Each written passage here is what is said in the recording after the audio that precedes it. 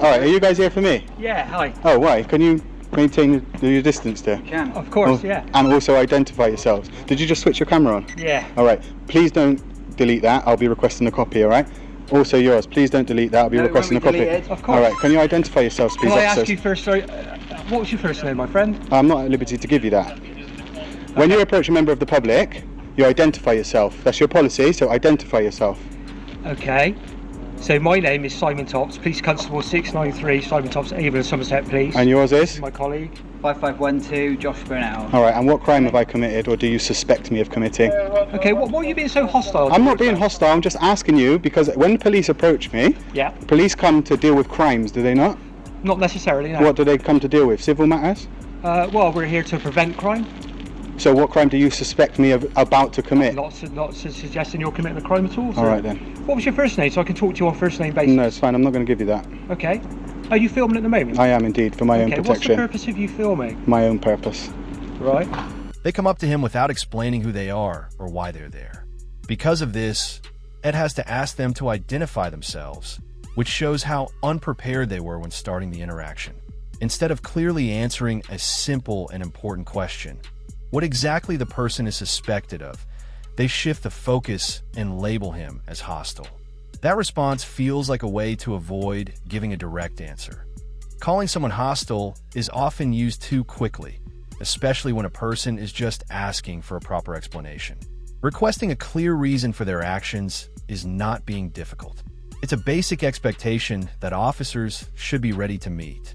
If there is a real issue, they should be able to explain it without hesitation.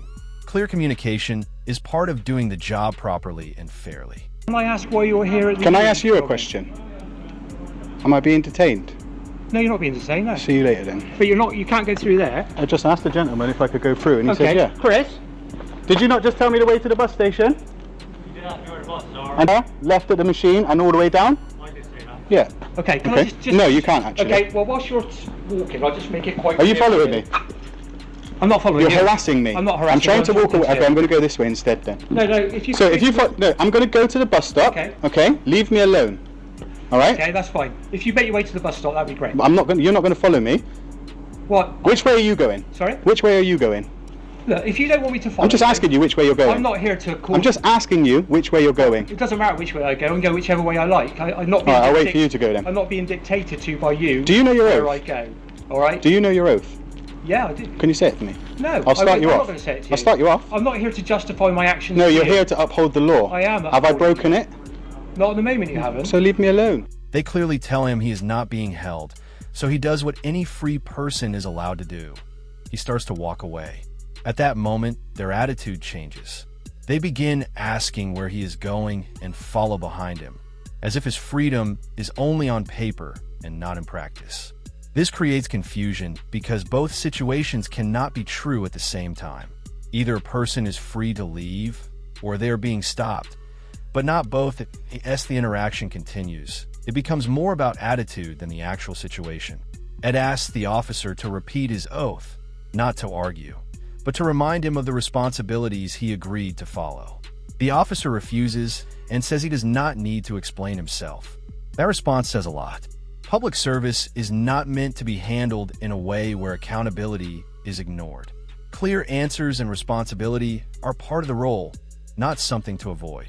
This isn't consensual. That's fine. Policing by consent. Leave me alone. Okay, off you go then. No, I will Have a go. nice day. I will go when I'm ready. Okay, that's Okay. fine. Cool. Have a nice day. I will. I'm actually having a lovely day. Okay. If you could make your way to the bus station, though, Why? that would be great. Why? Okay, that's fine. I'm not here. So why did you keep telling me what to do? I'm not telling you what to You do. are. You just said make your way to the bus station. You Like said what you were right? making your way- Can I just ask you, what right do you have to tell me what to do when I haven't broken the law? Okay. You haven't got a right to tell me what to do when I haven't broken the law. So stop trying to bully me. I'm not trying to. Yes, bully you are. You're trying to find tell out- me what to do. I'm trying to find out why you're walking around a university Because with I'm a camera. I'll tell you why. Because I'm allowed to. Okay. Photography is But not a some crime. of this university is private premises. No, it's not, bro. It is. Do you know? Okay, Are you that's why you're wrong. familiar with Section 33 of the Criminal Justice Act 1972? No, I'm not. No, you're not not. But you particularly. should be. Okay. Because it's the law. Okay. Which says at the material time of operating, the public are allowed access, whether upon payment or not. To where? Anywhere that is open. This is a public space. These lines were painted by the council. The instructions are delivered as if authority alone is enough to make them correct. When that argument doesn't hold up, they shift to saying the area is private property, as if repeating it strongly makes it true. Ed does not react with emotion. Instead, he stays focused and asks a direct question about the rules. He asks if the officer is familiar with Section 33 of the Criminal Justice Act 1972, which covers access rights in areas where the public is normally allowed to go. The officer admits he is not aware of it. That moment is important. It shows the officer is trying to enforce limits without fully understanding the legal basis behind them. Ed then points to the road markings placed by the council, which suggest the area is treated as part of a public highway. These markings help show how the space is generally understood and used by the public. This adds further weight to his point that access and authority should be based on clear legal understanding, not assumptions. I think you're mistaken. No, Part of this I'm not. university is private property. Can I just ask you There another is something? public access If I to was to part say of to the you, universe. if I was to say to you, I'm not going anywhere, what could you do? Sorry? If I was to say to you, I'm not going to leave now, what could you do? Well, I don't intend to do anything You at the couldn't. moment. You couldn't do anything because I haven't broken the law.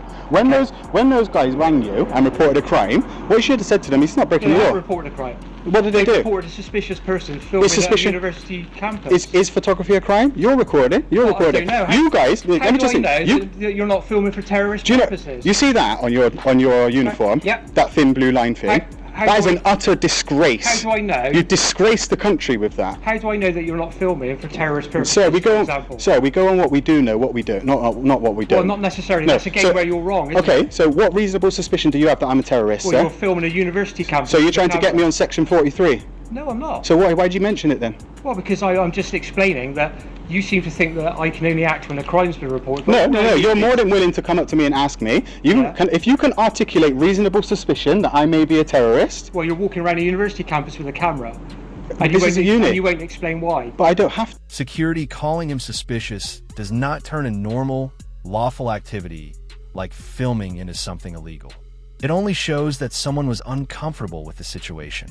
When Ed asks a clear and simple question, whether recording itself is against the law, they avoid giving a direct answer. That's because they don't have one. Instead, they raise a different concern and suggest that the filming could be for harmful reasons. This kind of response is not based on real evidence. It is more of a guess, taken to an extreme without any solid facts to support it. Ed responds by bringing the focus back to what matters. In policing, decisions should be based on clear and known facts, not on guesses or fears.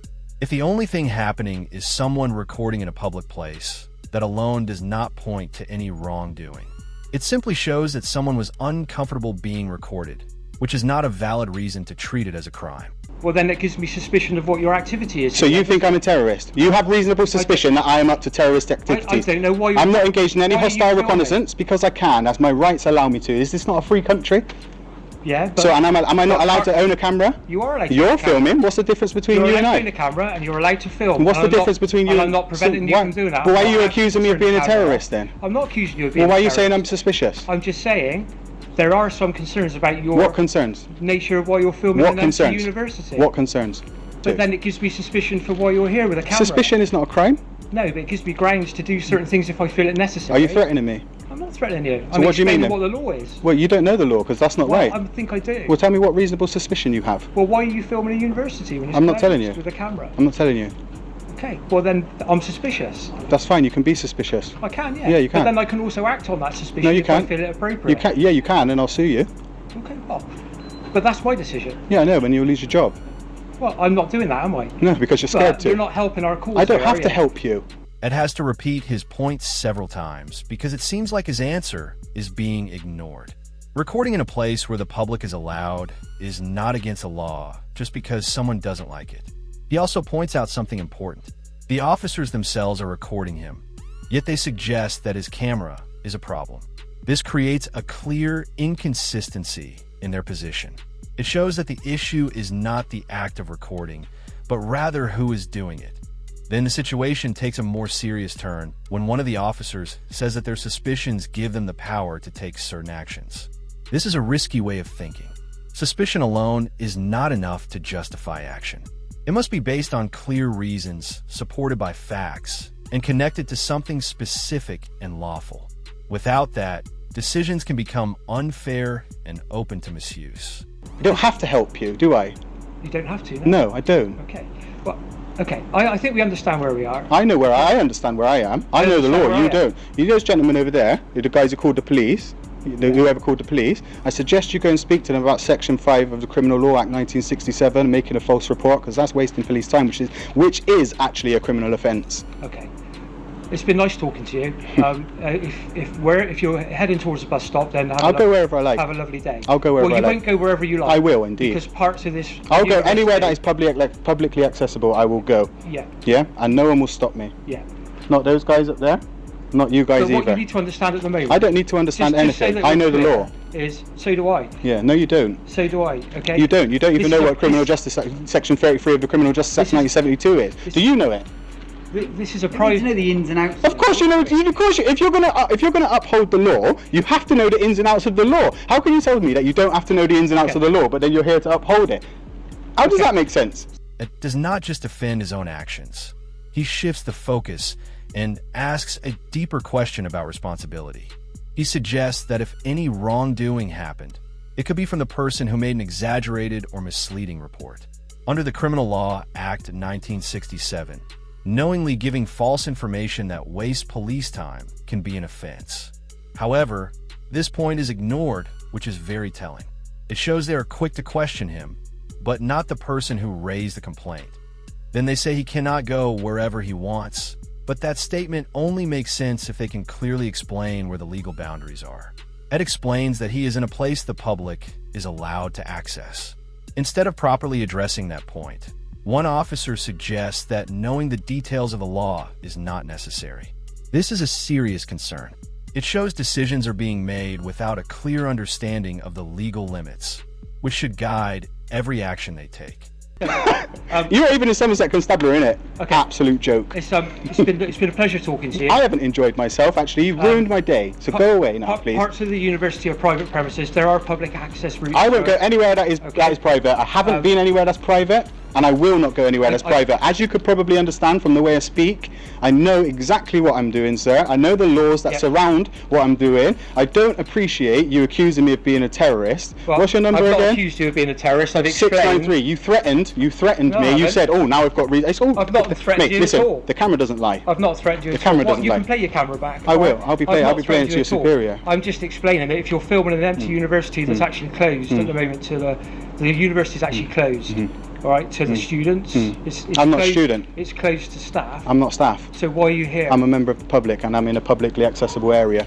Right. That's why I'm here. Well, that's fine. If you want to film I know it's fine. in open public spaces. Yeah, and I'm allowed. That's fine, but you won't be filming inside buildings. I don't want to film inside a building. And if you trespass in private property, it's a civil matter. Are you telling me that you're going to do something for a civil matter? I will do. Okay. Okay, cool. When the officer brings up the idea that if Ed trespasses or records inside buildings, action will be taken, he is relying on a situation that has not actually happened. It sounds like an attempt to justify pressure in the present by pointing to a possible future scenario. However, this approach does not align with how matters are normally handled. Trespass is generally a civil issue between a property owner and the person on the property. It does not automatically become a police matter unless there are clear and specific circumstances that require it. It is not appropriate to warn or threaten enforcement based only on something that might happen later. At this moment, Ed is not inside any building. He is not ignoring security measures, and he is not refusing any clear or lawful instruction. His actions remain within what is normally allowed in a public setting. So there is no immediate reason for enforcement based on what has been said. And that's another complaint. They asked you to leave a private premises and you But I haven't been on private property. And you refused. But I haven't been on private property. Then I'll have Sir, to consider my powers under the breach of the peace. Oh, so now you're threatening me for a crime that listen, what part of my behaviour is threatening or abusive? Well, nothing at the moment. Okay, so don't threaten me with something that I'm not hasn't threatening happened you. or that isn't going to I happen. also You know are. the That's law, no. Listen, you're okay? just threatening me with breach of the peace when a breach of the peace isn't going to happen Well, because one I'm of not my acting in. fundamental roles is to prevent a breach of the peace. Yeah, but there's going to be no breach of the peace because I'm not acting in That's threatening right. or abusive So behaviour. All I'm saying is don't go into private premises, Listen, don't film in the how many buildings. times do you want to say that? Okay, otherwise. How many times do you want to say that, considering the fact that I said? And then I'll have to support them to prevent a breach of the peace. Is all I'm saying. Well, that's fine. You And could that's do. me knowing my law. That's fine. You could do that, but Yeah, I promise you yeah. that if the course of action that you've just stated happens, I'll sue you, Well, that's fine. You're entitled to sue and I'm me. going to make a complaint. 3 complaints in this 8 minutes 46 seconds, and 3 complaints about you. You're smart for keeping your mouth shut. Yeah, that's fine. All right. You can complain. See you if later, like. then, guys. Go. Okay. Be gone. The officer suddenly mentions the idea of a breach of the peace, as if it adds seriousness to the situation. However, that type of power is not meant to support a weak argument. It is only meant for situations where there's a real and immediate risk of harm or serious disorder. Ed responds by asking a clear and direct question. What exactly has he done that could be seen as threatening or harmful? The officer then admits that, at the moment, there is nothing like that happening. That response is important because it undermines the earlier claim. You cannot justify a warning based on a serious concern if there is no actual behavior to support it. If there is no sign of danger, no aggressive actions, no rising tension, and no clear risk to others, then bringing up a breach of the peace does not serve its intended purpose. It should only be used when there is a real and present situation that requires action, not as a way to control or pressure someone without cause. No need to be rude. I'm not being rude. Okay. Plus, is rudeness a crime? Is it a free country? If I would like to be rude, I'm well within my rights to be rude. Okay. Okay? So go away, please, and leave me alone. You're harassing me. Okay, that's fine. Thanks All very right? much. Go away now. Told me I can't record in there, so now I'm going to have to walk round. You inform these guys that photography is not a crime as well, yeah? You educate these guys on the law. No.